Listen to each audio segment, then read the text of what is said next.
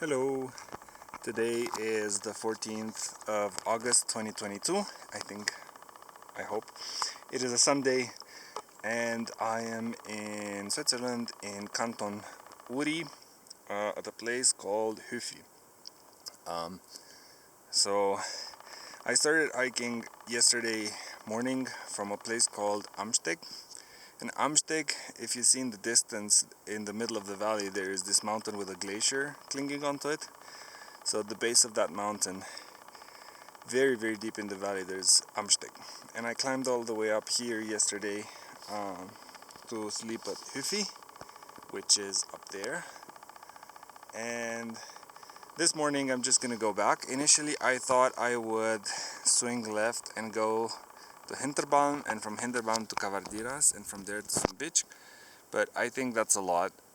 It's about another 8 hours of walking, and yesterday was quite exhausting as well. So I just want to take it easy to enjoy the trip. So just to show you where that would have been. Let's see. So that is the glacial river. It is from glacier melt from the glacier that behind me that I'm going to show you in a minute. And to go to Hinterbalm, see where that sort of little shelf is. So you go down to the river and then you go left and then you climb up through that valley. It's a lot. It's about another 700 meters to climb. And that is the glacier. At the top of that glacier, see where that peak is? At the top of that glacier there is a place called Planura, and that's where I slept 2 years ago on September 3rd. I remember very vividly because and I can actually put the link in the description to that video. It was a 3-day trip and it was very sort of difficult, and it was super high. It was 3,000 meters and I had to do a bunch of, not a lot, but some climbing to get up there. So it wasn't easy, and I sort of like had this kind of uneasy feeling about the difficulty of the terrain. So that glacier, normally in summer you can come down that glacier. They have what is called a Glacier tram, like a glacier tram, but this year they kind of canceled it because it's too dangerous, and the reason why is because all the snow on the glacier is gone and there's too many crevasses. And it's also a little bit unstable, like it could collapse, like bits of it could collapse at any moment. So they kind of canceled it, but normally you would come, so you go to Planura and then you come down the glacier and then come and sleep here at Hüfi. This entire valley used to be filled with glaciers, and the way that you can tell, for example, that this thing here, it's called a nunatak. So this is not a natural like relief. Basically it's this thing, like the whole place around it was filled with ice, and the glacier was falling down the mountain this way.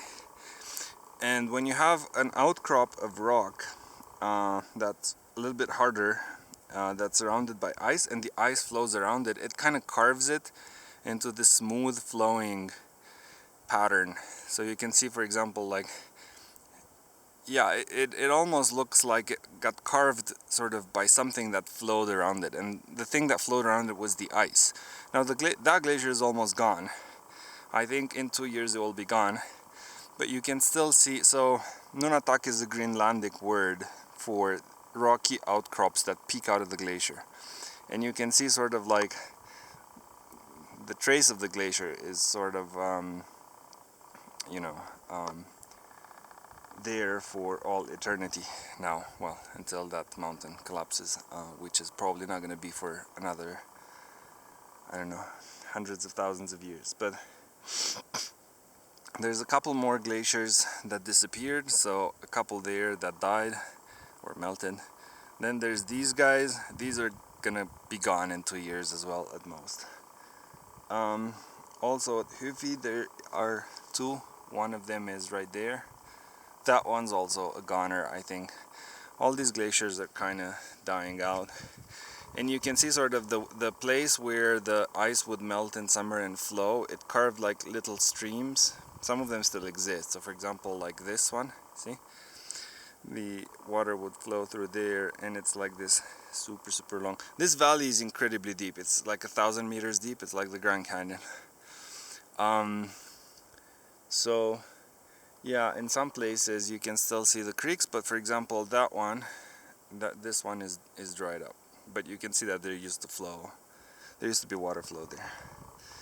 So today what we are doing is, oh, by the way, I also wanted to show, so these mountains, I think they were, like, as you know, the Alps got creased and lifted during the Alpine orogeny.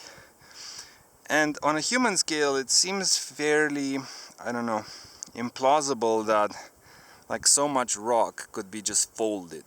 But of course the forces of the tectonic plates are huge. So you can actually see the curvature of the folds here. Like the rock got bent and pushed up. I think that's very impressive. So today what we're gonna do is we're gonna go down to the river, and then once it's down to the river, it's pretty much an easy walk. It's a little bit of, it's not technical, but it's a little bit more difficult down to the river, and then from there on it's just a walk. And yeah, that's pretty much it. Yeah, wow, this is much more beautiful than I expected. So I wanted something for this weekend. I wanted something that wasn't too hard. Let me just sit down a minute. Yeah, I wanted something that wasn't too hard and it was still like very impressive. And this was one of the valleys that I haven't been to before in the Central Alps. And of course, if I can, I try to avoid going twice to the same place. So I came here and I wanted many years ago, the year that I went to Sweden, 2 weeks before I went to Sweden, I went to Cavardiras. Cavardiras is on the other side of this mountain, very far. It's and it's a cabin. I went there I think in mid-June, and it was still kind of snowed in, and I had snowshoes, and the last part is also on chains. It was quite difficult and I was very exhausted. By the time I got to the cabin, I was sort of ready to crash.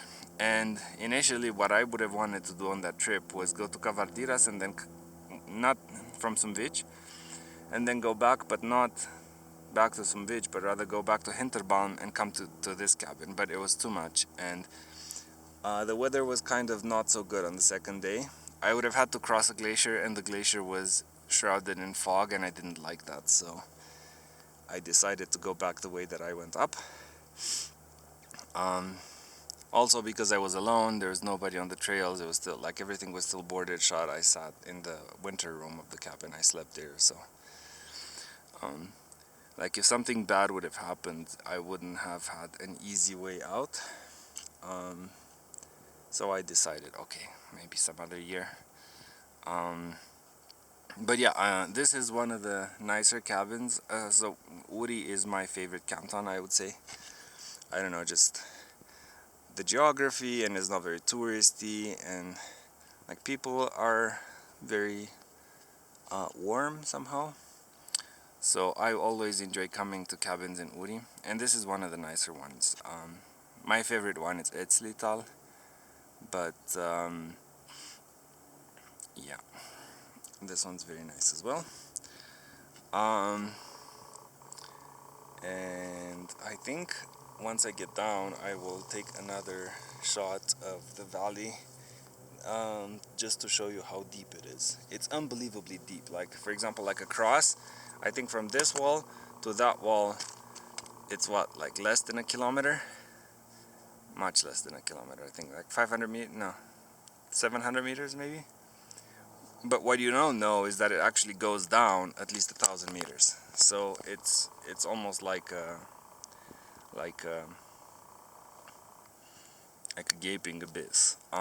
So the way that I go down, obviously, like I have to go down there, but the only way to go down there is through there, and then there's like a path on the other side of that cliff, and then it goes down to And there's a couple of glacial streams with bridges to cross, and the bridges are not, they're like these, basically these aluminium boards that people put up, and they're not super stable, so I have to be careful about that as well. But yeah, if possible I would actually ford the creek as opposed to crossing on that bridge.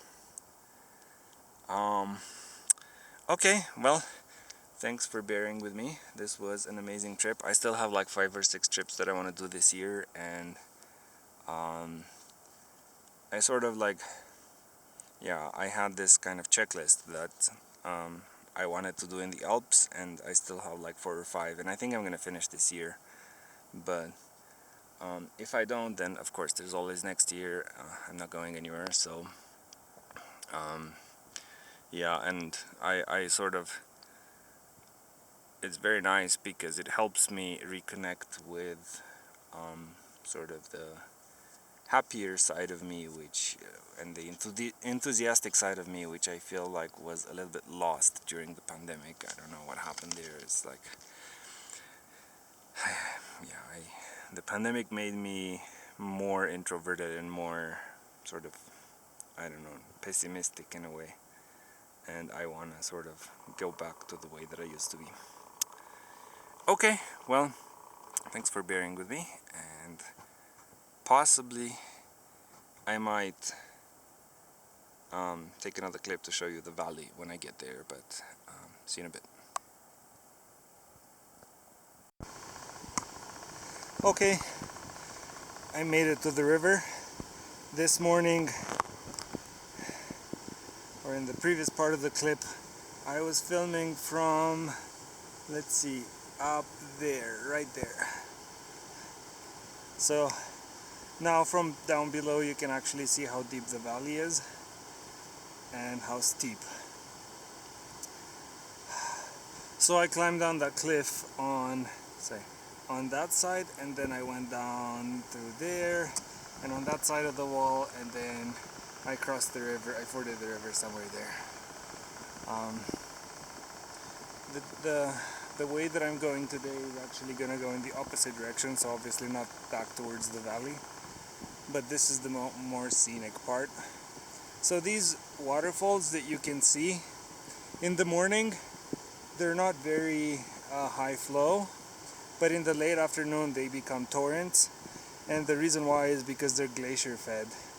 So as the sun hits the glaciers, they start melting a lot faster, and then there's a lot more water in the creeks and the waterfalls.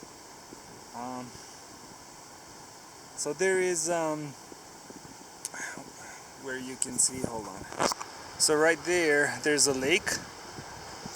It's a very small lake, but it's a glacier lake, and it's naturally formed. Like it's not a dam or anything.